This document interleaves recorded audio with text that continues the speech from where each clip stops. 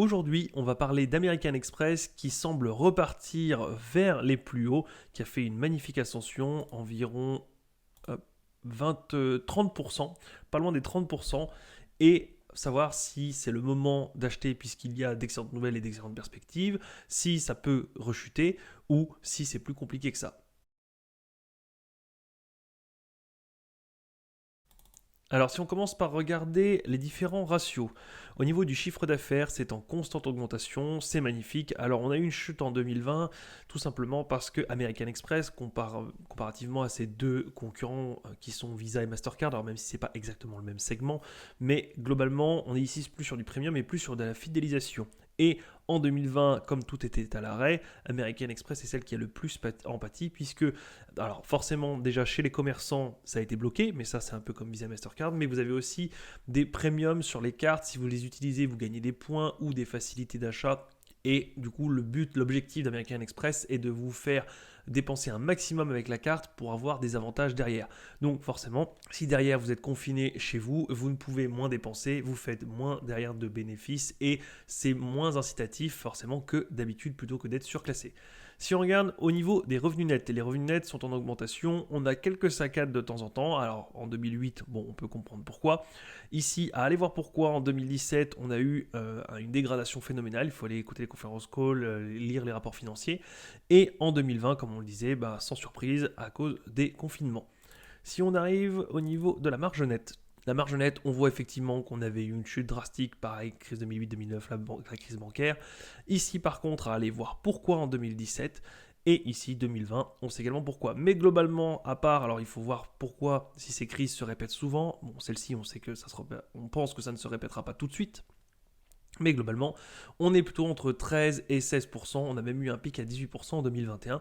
Mais globalement, on est sur de la marge nette aux alentours de 15%, ce qui est pas mal du tout. Un tout petit peu faiblard pour une société dans ce secteur-là, mais pas mal du tout. Au niveau des actions en circulation, c'est excellent, même si on a eu un léger regain ici, à aller voir pourquoi on a redilué. Mais globalement, quand on voit la chute phénoménale et surtout constante, il n'y a pas trop de soucis. Alors pour la curiosité, c'est quand même bon d'aller voir pourquoi, mais globalement, ça ne change pas la tendance de fond qui fait quand même qu'on passe de 1,24 milliard à 743 millions. C'est très beau.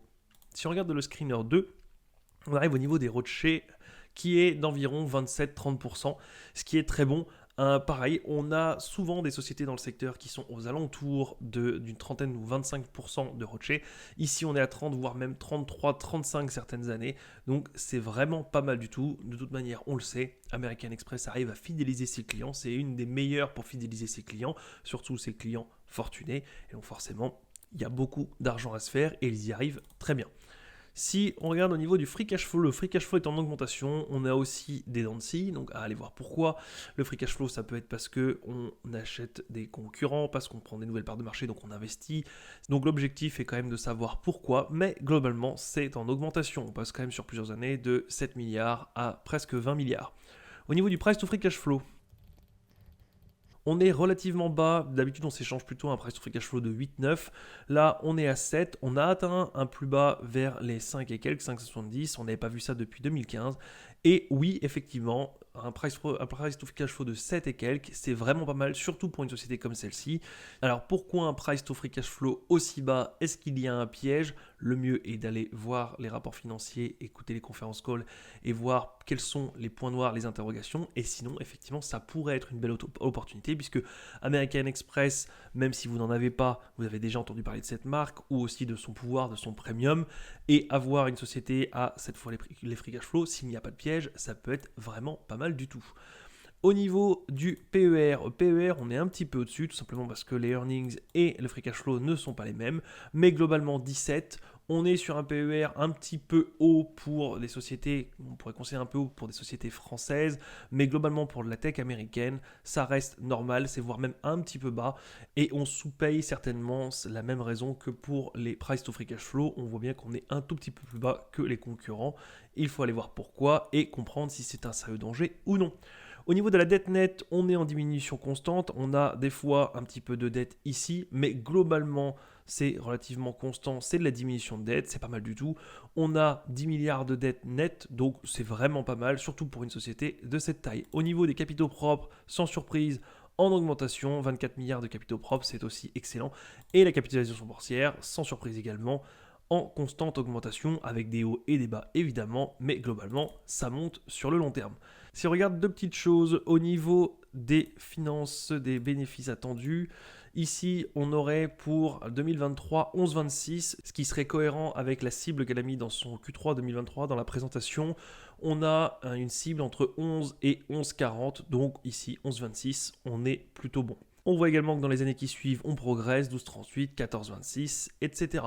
Au niveau de la déclaration, si on regarde au niveau du cash flow, on voit également que sur les cash liés à l'activité d'exploitation, on a 21 milliards et on arrive à avoir 19 milliards de free cash flow, ce qui est juste excellent. Si on passe maintenant au niveau de la valorisation. Alors ici, j'ai remis exactement tous les chiffres qu'on trouve dans TradingView. Ici, la croissance du free cash flow. On a une croissance moyenne annualisée de 7,14%. Alors oui, il y a des années avec des hauts et des bas, mais globalement, c'est comme si on avait gagné 7% et quelques sur toutes les années, 7% par an. Le PER, j'ai mis un PER de 15 ou de 20, tout simplement parce que souvent, les sociétés de la tech se payent environ à 20 dans la tech financière. Il n'y a qu'à voir les Visa, les Mastercard qui sont un poil au-dessus, mais globalement, on est dans ces eaux-là. Et American Express, souvent, est plutôt aux alentours de 15. Il y a un petit discount. Il faut aller voir pourquoi, savoir si c'est un risque extrême, un risque financier ou non. Au niveau de la marge nette, on est à 13% et le reste, on l'a déjà vu.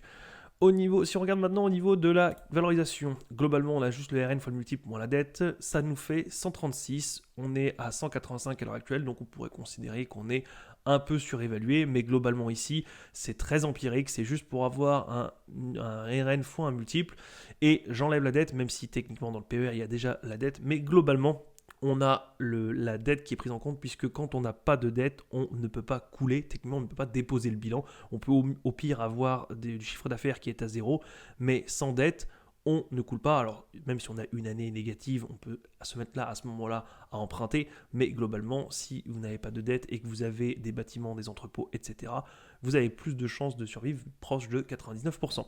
Si on regarde au niveau de la valorisation de Graham, on a 142,9, c'est directement lié aux différents taux. Et si maintenant on passe à la valorisation par DCF, on a une valorisation de 317. Oui, tout simplement parce que quand on voit que derrière, on arrive à avoir 19 milliards de free cash flow, et alors on va se mettre ici, qu'on arrive à voir qu'on a environ 19 milliards de free cash flow, et si on passe sur la capitalisation boursière de 135, on comprend bien qu'on a un beau multiple, et tout simplement, on le voit ici sur le price to free cash flow, on a un price to free cash flow de 7, donc sans surprise, on dégage beaucoup de free cash flow comparé au prix de l'action.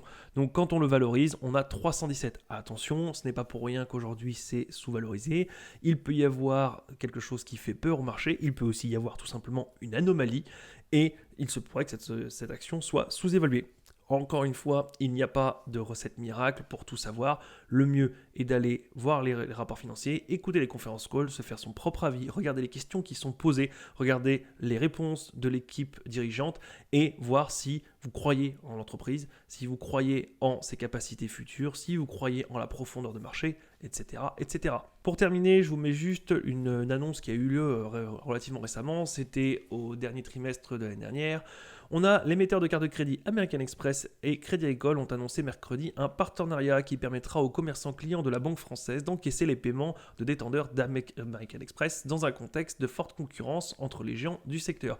Oui, tout simplement parce qu'il y a deux choses à voir sur une société comme ça. C'est les marges que vous pouvez vous faire sur les cartes de crédit, les paiements, etc. Donc les clients que vous avez.